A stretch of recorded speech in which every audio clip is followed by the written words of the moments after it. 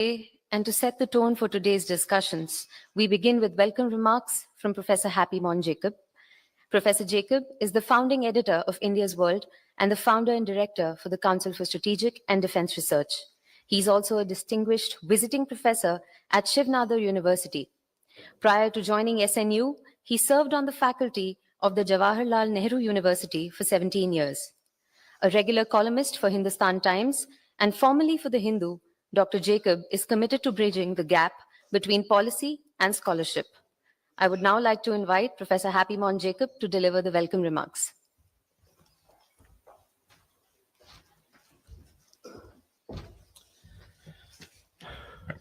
Dr. Subramaniam Jaishankar, Professor C. Raja Mohan, ambassadors, dignitaries, ladies and gentlemen. A very good morning and a warm welcome to all of you to the inaugural conclave jointly organized by the Ministry of External Affairs and the India's World magazine on the theme, the mobility imperative. We have a literally packed day ahead of us, all of us, including an address by the Minister and a conversation between Professor Raja Mohan and the Minister. So I will be very brief in my remarks. I am also aware that the Minister needs to leave for the Parliament, which is in session at the moment. But first about the magazine, India's World. India's World was born out of a rather casual conversation between Professor Mohan and myself.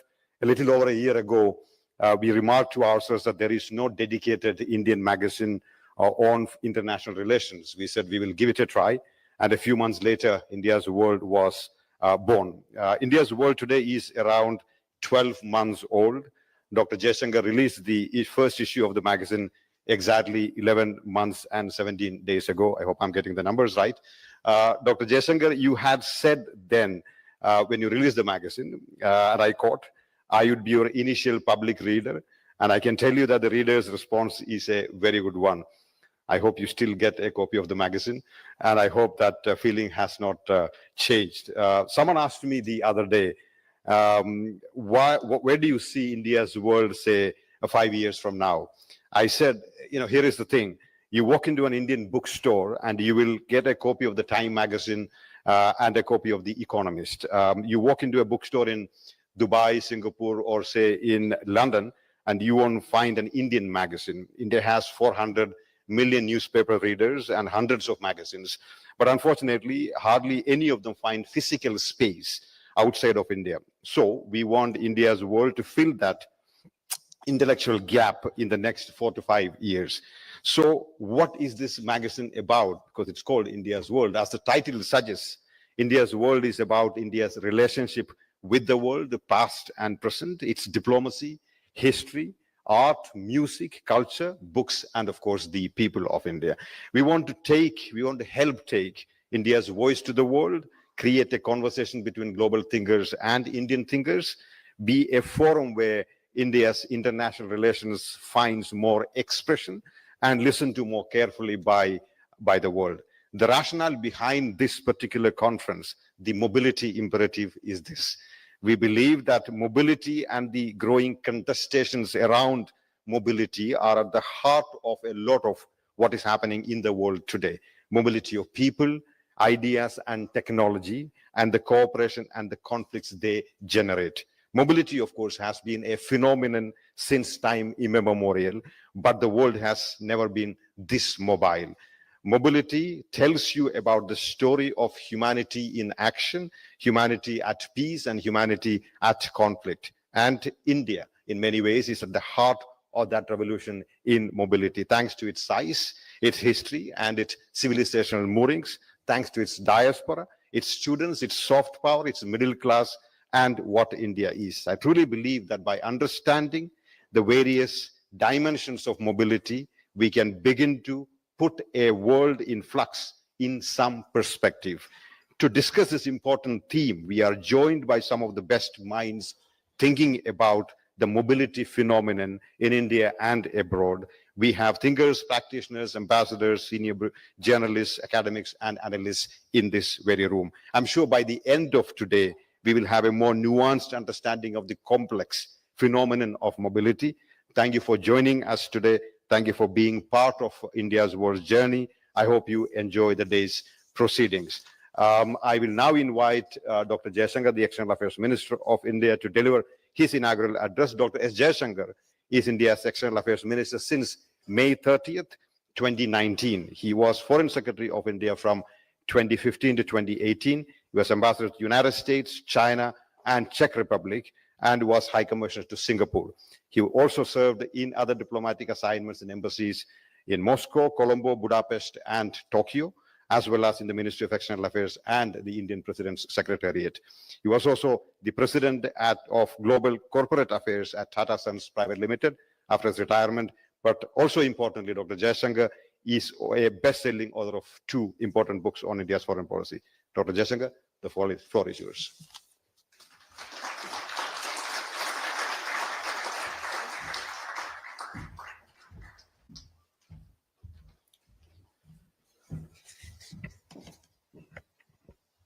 Very good morning to all of you.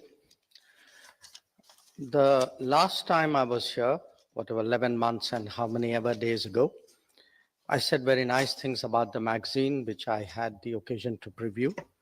Today, let me begin by saying very nice things about the theme you have selected. And there's a reason for it.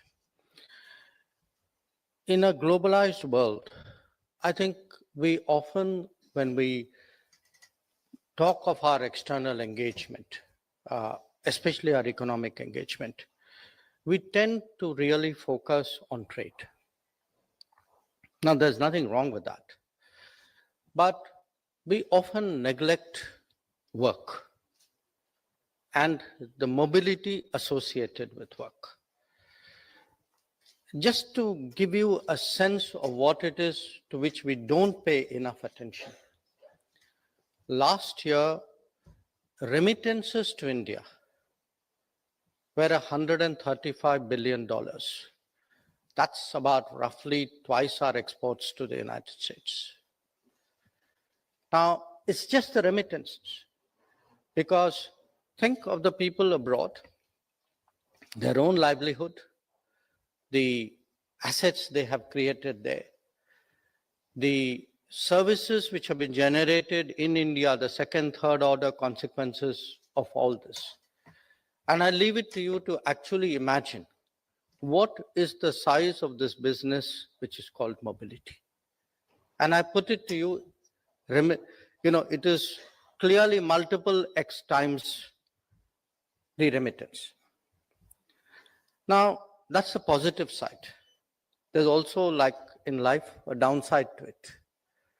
Because when mobility is legal, when mobility is formal, then it has a whole lot of beneficial impacts, which I will talk about. But when it is not, then I think it is actually almost a magnet for every kind of bad business to be associated with it. So if you look at trafficking per se, all the associated crimes, and often it leads people with agendas of various kinds, political agendas, separatist agendas, they all join up to the illegal mobility side of it. So the very fact that you have today recognized the importance of mobility, for me, is a cause of satisfaction. Now, obviously, there are 2 aspects to this mobility, or 3 aspects to this mobility. One is demography. I mean, there are places where there's demand, but there aren't enough people. The demography and the demand are mismatched. The second, to some degree, is competitiveness and talent, that other people offer something which makes it worth, the while of the hosting society to get them.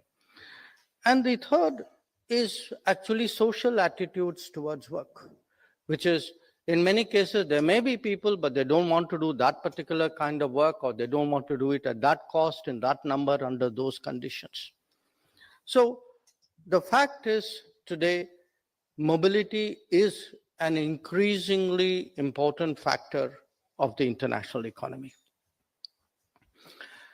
Now, we know there is a market for mobility, but I think from the viewpoint of the government, there are 3 consequences which emerge from that. One, how can we be enablers of mobility? How can we improve the skill sets of people who are potentially mobile? How can we provide them with the facilities to make them mobile? The second, arrangements, formal arrangements, sometimes between governments and companies, enterprises. And the third, to the people who are mobile, who go out of the country, how do you equip them with the confidence and the assurance to operate in a global workplace? So in a sense, it begins from creating a global workforce, preparing a global workforce at home, and then ensuring when the workforce is actually deployed in the workplace, that it is done so as efficiently and as securely as possible. So I actually want to share with you today some of the things which have happened in the last 10 years, because particularly to the Indians in the room, many of you would take it for granted, or many of you, may not even be aware of it. But these are actually very deep changes which have been of great impact when it comes to mobility. 10 years ago, if you wanted a passport, there were, I think, 77 places in India to which you could apply. Today, in the last 10 years, we have added 468 more such places. So pretty much any citizen of India is actually today able to apply for a passport by journeying at best a few hours, as compared to what it was 10 years ago, when actually you had to make a trip to, if not a metropolis, at least to a good sized town, and probably spend a few days in order to just get a passport. So this expansion of actually a passport, because passport is where your mobility begins, international mobility begins. Moving on from that, getting a passport used to be a very hard challenge in this country. I mean, I tell people, when many of us, I see Vikas Sarup sitting here, when many of us actually joined the Foreign Service, people in your locality said, aha, we now know someone who will help us get a passport. Okay. Today, I mean, nobody even talks about it. In fact, if somebody doesn't get a passport within a week or 10 days, I get some pretty angry social media comments. So the speed at which we do passports, the clarity of documentation, we've actually streamlined it. And, when we speak today about digital governance, in fact, in many ways, it is our passport program, which is the poster child of digital governance. Now, it isn't just in India. We also used to have a situation where if you lost your passport, it was very difficult to get it replaced or renewed abroad. And if you lived in one country, you couldn't get it done in another country. Now that's gone. Just like in India, you can today apply for a passport anywhere, because we know people are also internally mobile. So you don't have to go to your home state or your district or your hometown to actually renew your passport or apply for your passport. You can do it from anywhere. The fifth one is actually when people are abroad, they will have problems. There has to be a channel to address those problems. And, it cannot be episodic. It cannot be, I know somebody, so I complain and they look at me. There's got to be a system to it. And again, one of the big changes is a portal we started about little more than 10 years ago, called Madad, which means help. It's an acronym. And just to give you a sense of how much that portal is being used, I was clearing Parliament questions for the week. Tomorrow and day after are my Parliament days. In the last 3 years, only in the Gulf, we actually have addressed 138,000 grievances using the Madad portal. So that gives you the kind of scale of both the demand and the ability today to respond. Now, another, I would say, mechanism which we actually have expanded its usage is something called the Indian Community Welfare Fund. We collect a cess on passport and consular services, and that is used to address the needs of people who are in distress. And again, I'm just giving you a figure because I was looking at it early this morning for my parliament questions. In the last 3 years, 238,000 people have benefited from the use of this community welfare fund. These are people for whom we may have bought tickets back home, who had legal cases abroad. In some cases, they may have passed away, so the last rites were done. So, I mean, there'll be a variety of stuff. So, the point I'm making is that when we speak about mobility, it isn't a question of giving a speech and telling people, it's a great idea and, we have comparative advantages and we should be going out.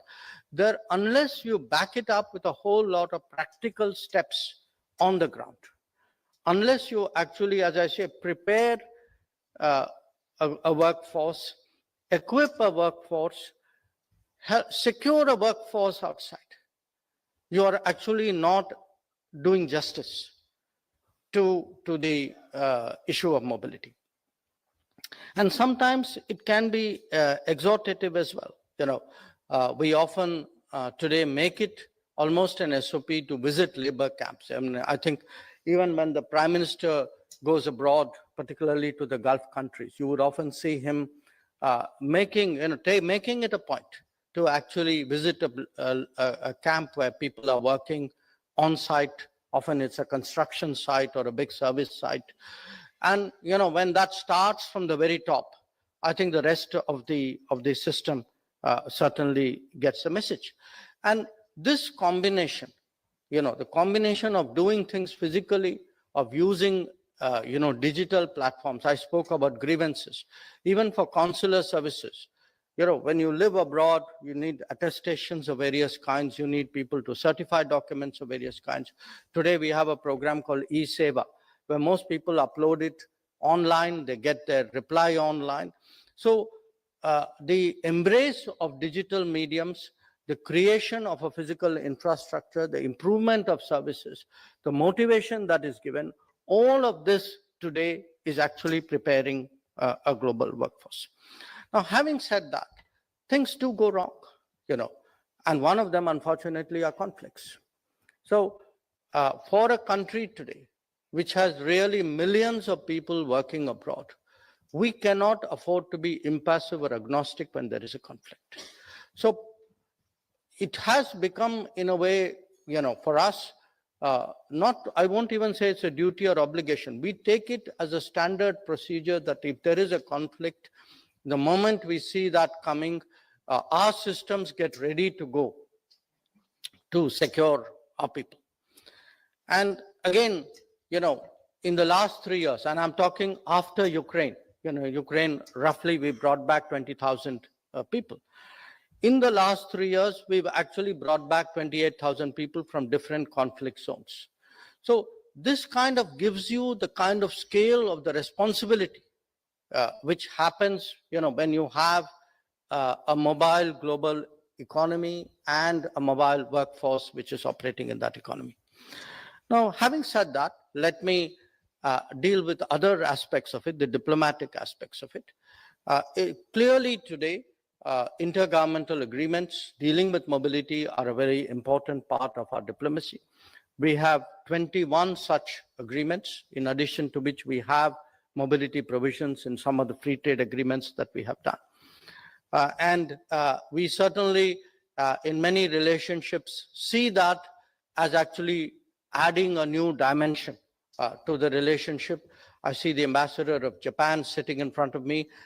When Prime Minister Modi this year went for the annual summit, the understanding that we have for a greater flow of talent from India to Japan in various professions was very much a centerpiece of that visit. Moving on from that, all this would happen, as I said, if we actually prepare a workforce, we better prepare a workforce. So the emphasis that we have on skilling in India, which is of course dealt with by a different ministry, but we are really part of a whole. I mean, we are you can say the external face of the mobility. But the back office of the mobility is actually the educational and the skilling system.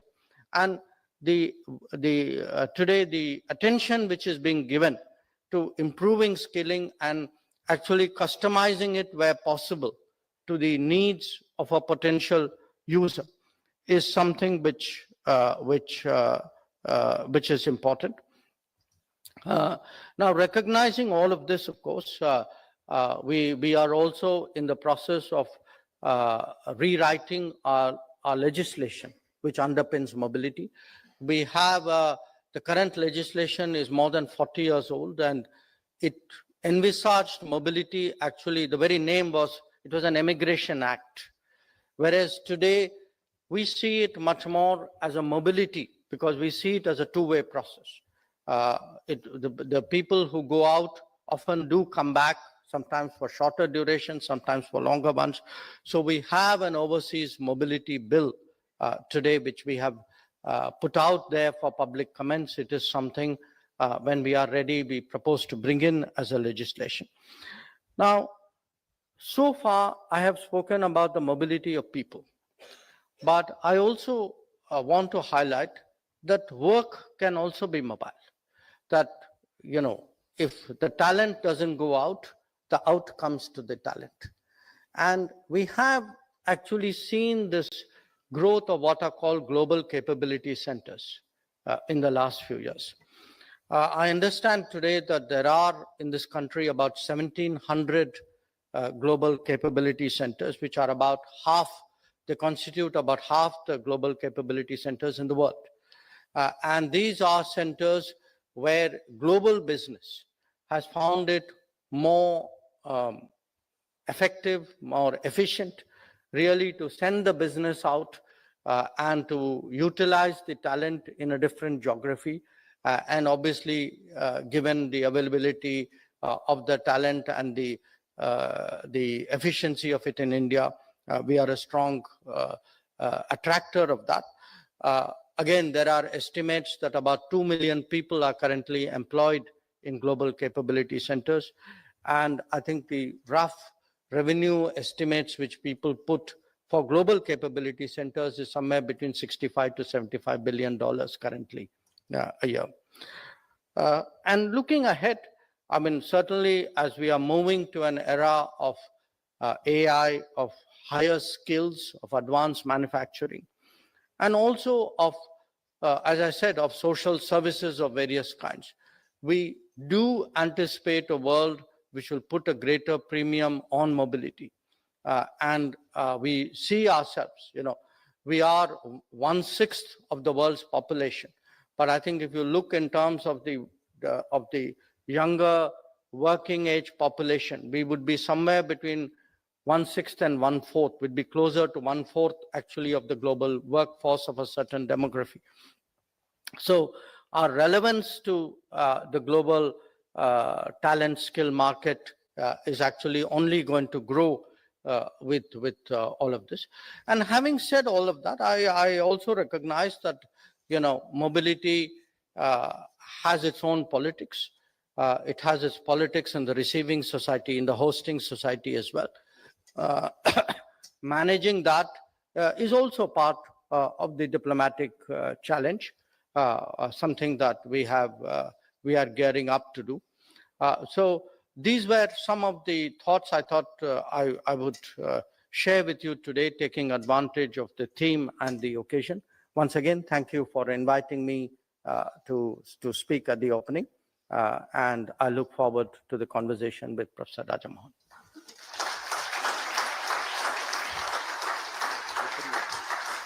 Good.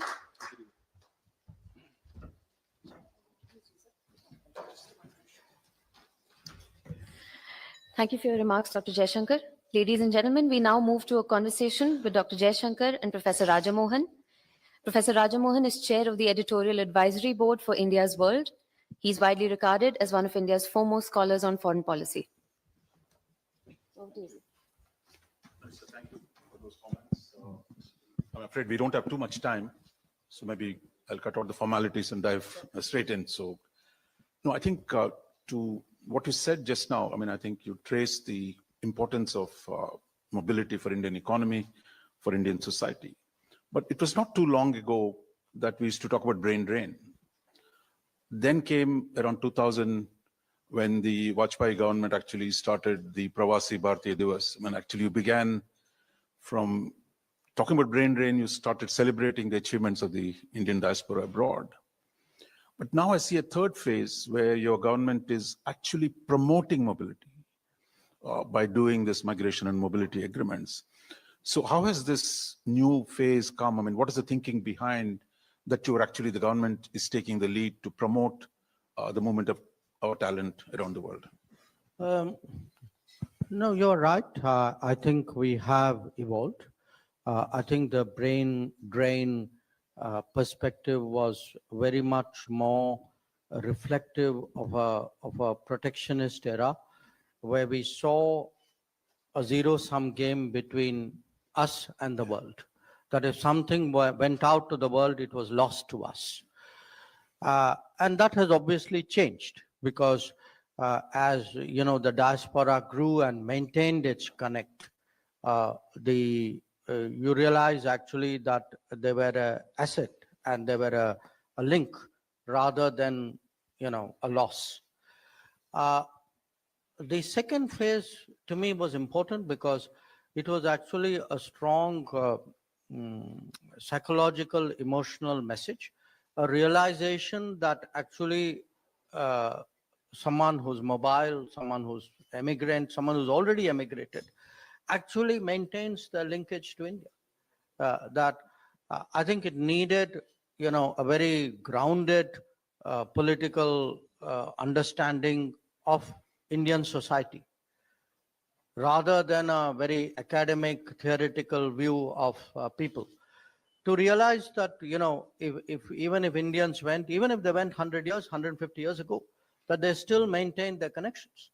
And I think the Vajpayee government did a great service by creating that, you know, understanding and formalizing it in many ways. And today, I mean, last 10, 12 years, I would say under Prime Minister Modi, one, we've come out of the protectionist mindset. We are in many ways looking at the world much more confidently, exploring many more opportunities.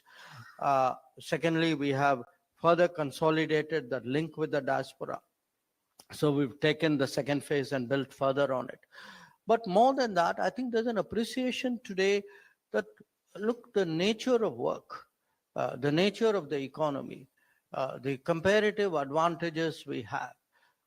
I would say even after COVID, the willingness to work. You know, these are all today factors in creating new opportunities. Now, if you stay with that old mindset, and if there are people who do, I mean, there's nothing you can do about it. But if you stay with that old mindset, you are actually going to miss out on a lot of possibilities. And, you know, my sense is today, especially the youth of India, because they are so informed, because they are so connected, their imagination is not limited to the national boundaries. You know, they are quite willing to explore opportunities abroad, and I think that's good for us. There's another change. I mean, you talked about how much the government today is willing to spend to deal with the difficulties that Indians face abroad. But there was a time in the protectionist era, shall we say, you went abroad, you were on your own. That, you know, it was your fate. I mean, that you had to deal with the real world out there. To one where the transition, now you mentioned the kind of effort that the government puts in. How much of demand you get from the states, for example, from the chief ministers, to do this work a lot more vigorously than That's also been an evolution. And again, if I were to sum up the changes of the last decade in two parts, one is to create the kind of SOPs, the practices for this to happen, because it's not that easy. I mean, if the Ministry of External Affairs were to ask the Air Force or the Ministry of Defense to send out planes, to send out ships, or to ask airline carriers to dedicate planes, unless they are habituated, unless it has been worked out in advance, it doesn't happen. I mean, unless you have a culture, even within our own system, let us say of, I don't want in a crisis someone saying, where is the authorization to house, 1,000 people who have landed up at my doorstep.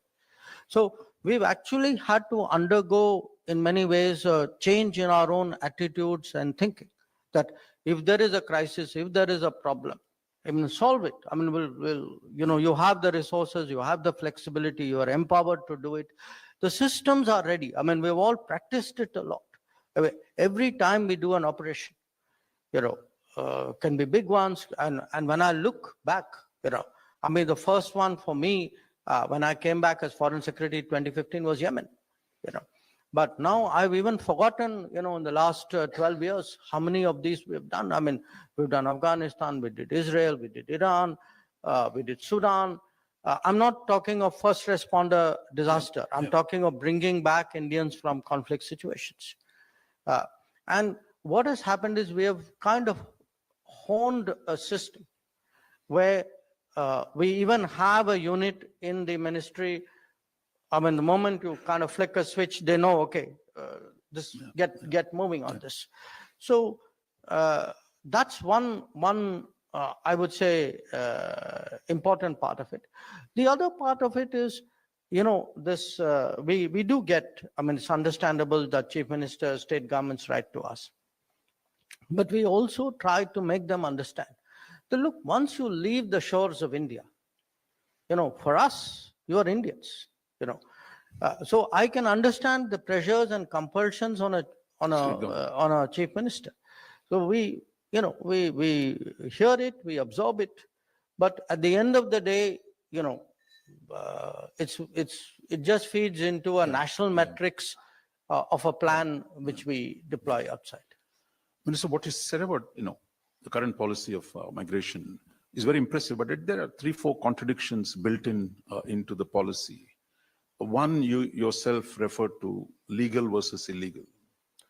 Now, how are you addressing that question in this migration and mobility agreements? 21 you have signed. What has been the experience implementing that this, while you promote legal migration, you also work with the foreign governments to prevent illegal immigration? Well, I think we can be one part of the change, but our partner government has to be the other part of the change. And one of the reasons why we do these agreements is we try to make them understand, look, unless we cooperate, it's in our interest that mobility is legal. It is therefore a corollary of that. It's in our interest to be against illegal, irregular mobility. But that also requires cooperation. So if you can't say, I'll do one part and not do the other part. Just like we wouldn't say do the legal and by the way, we won't do anything for you on the illegal. But they also cannot expect we'll do everything on the illegal and by the way, stay out of the legal. So this is a compact, it is a working arrangement that we have. I mean, the legal and the illegal are two sides of the same coin. We have to cooperate on both. And again, cooperation has many, many facets here, often because one big challenge is always that we have an obligation if there is any of our citizens who's abroad illegally, we have an obligation to take them back. I don't think that's standard international practice. But we have to verify that they are indeed ours. So there are a lot of issues here, sometimes documentation. Now, there are countries which cite privacy, but they can't have it both ways. They can't say it's privacy, we can't tell you, but by the way, he's yours, take him back. So we need a degree of transparency and understanding here.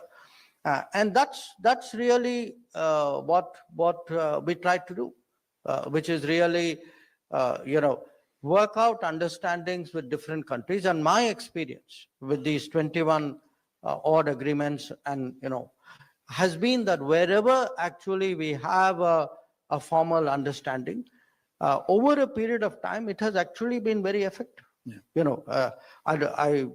It would not be wise of me to give specifics here, but I know there were governments and often my own counterparts personally who began this exercise very skeptically, but then they saw for themselves that how much better the system works when we do have such a collaboration.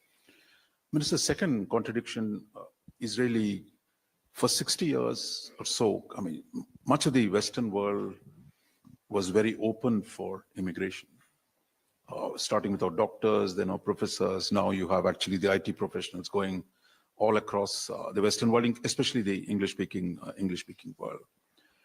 But that open... Not necessarily the English-speaking world. Yeah.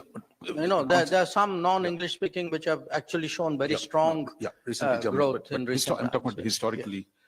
But across the world, both English-speaking and non-English speaking world, there is a political and social backlash against too much immigration. So that tension between, the economic needs require some foreign talent, but at the same time, political and social pressures to limit or restrict that immigration. We're seeing that in the H-1B debate in the US. I mean, how are you dealing with this tension that is unfolding? Well, I think a lot of these are issues, Raj, which they have to resolve, because in many cases, the actual crisis has nothing to do with the mobility of the incoming workforce. I mean, if there are concerns, let us say, in the United States or even in Europe, it is because they very consciously and deliberately over the last 2 decades allowed their businesses to relocate. That was their choice. It was their strategy. So if there is pressure on jobs in many of the developed countries, the pressure on jobs is less because people came in those sectors. It is more because they allowed manufacturing to go out, and you know where. Yeah. So I think they have to find ways of fixing it, and many of them are, because if you see, it isn't only about concerns about immigration or mobility. It is also about loss of jobs and about recreating manufacturing and pulling back, what was allowed to leave over many decades. So I can't give you a simple answer to it, but the part which concerns us is to convince them that mobility, the use of talent across boundaries, is to our mutual benefit, that they would be net losers if they actually erect too many roadblocks to the flow of talent. And particularly if you move into an era of advanced manufacturing, if, this will be, you will need more talent, not less talent. Yeah. And talent cannot be organically developed at a high rate. There is a certain structural impediment out there. So and in their own societies, you can see the tension. Often the people in the forefront of entrepreneurship and technology would actually make the case for mobility. It is the people who I would say have a certain political base or a constituency to address who may oppose it, and they will probably reach some modus vivendi there. So some kind of a new balance between the economic and political should be worked out. Will we? Yes, but also some kind of new balance between the mobility of people and the mobility of work. If it becomes harder for people to travel, the work's not going to stop. Yeah. Okay. So if people don't travel, the work will travel. So the insourcing or outsourcing, no, there is a third contradiction. While exporting talent. The last two, by the way, didn't end up as contradictions. You're trying to resolve them. The third one is really, is one thing to export talent, but your domestic needs for the same talent are also growing as you try to do more manufacturing, more advanced technologies, more medical doctors. In every field where migration we've seen grow, there are also domestic needs. And I already see the government talking about returnees or facilitating some talent coming back.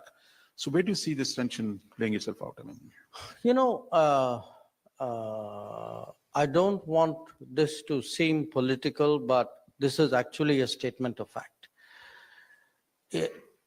As a sort of a sweeping proposition, the number of educational institutions in this country in the last 10 years have doubled over what they were in the 60 odd years they were before that. What actually happened was after the first spurt, we somewhere plateaued. I mean, you and I are of the same generation.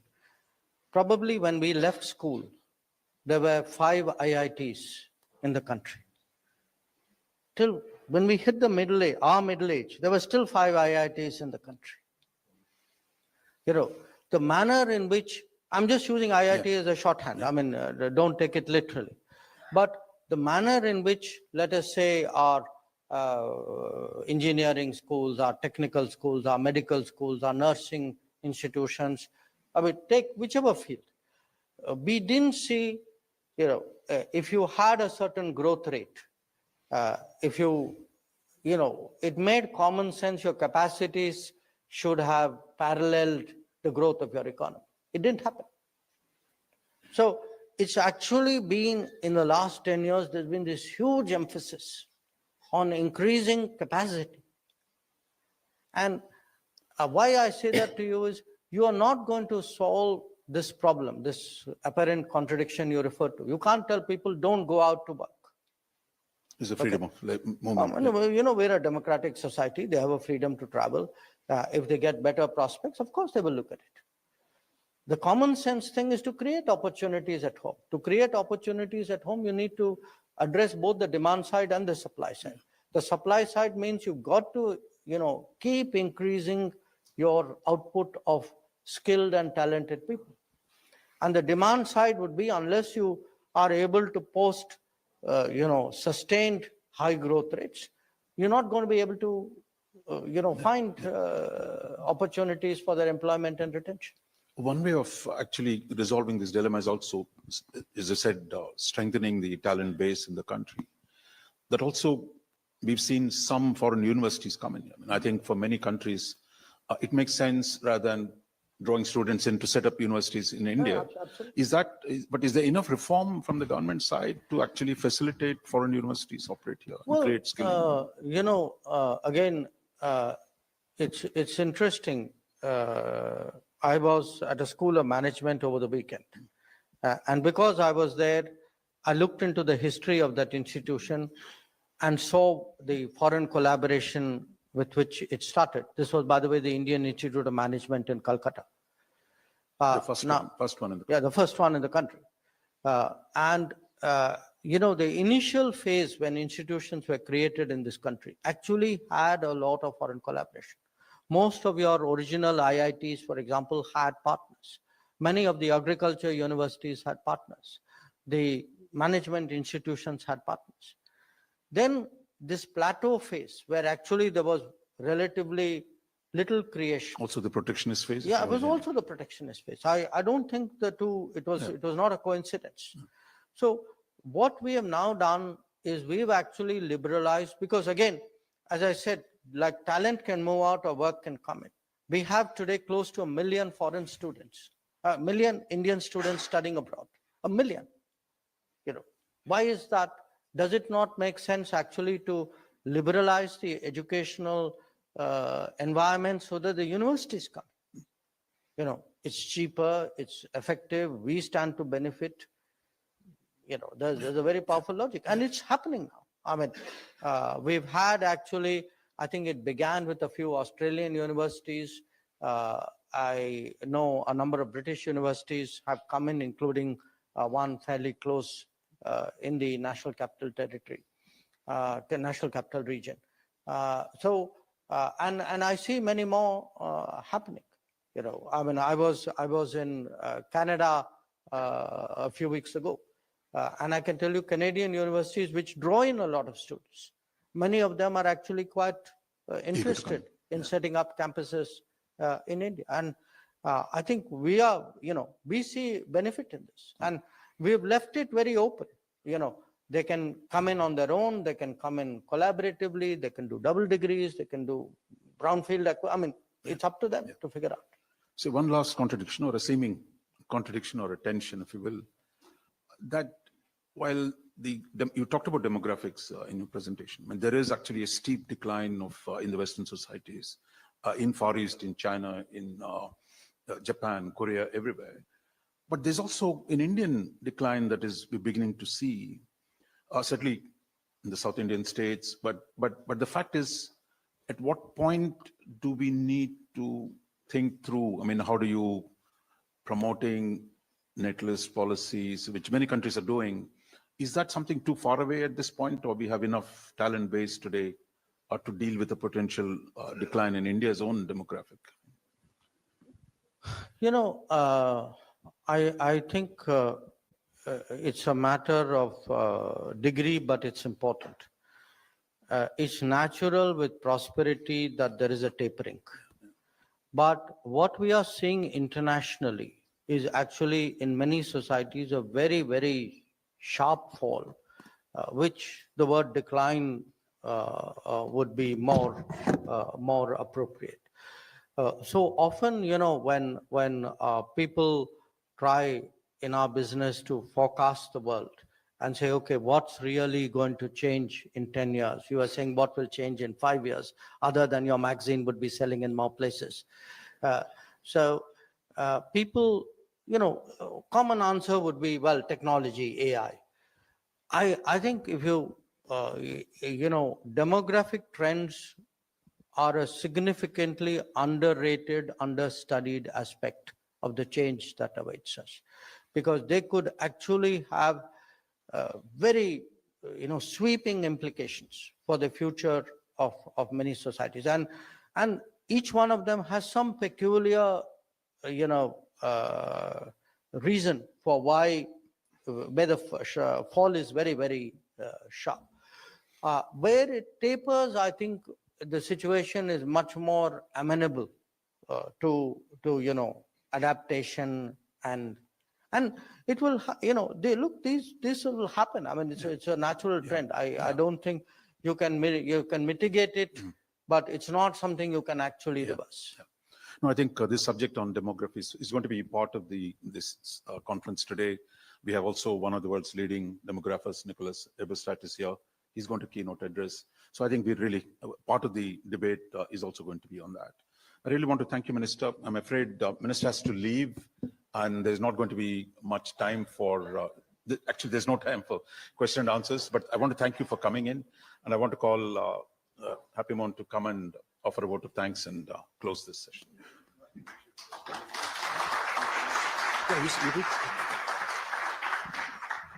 I'm aware of the fact that we don't have much time left. I just want to wholeheartedly thank the Minister, Dr. Jaishankar, for making it to this event today. It's an important event, not only from the magazine's point of view, I guess also from our own national interest, and given the fact that there are a lot of conversations happening on this subject. So, Minister, thank you so much for coming to this event, and thank you all for patiently listening to the proceedings. I think we'll sort of release the magazine.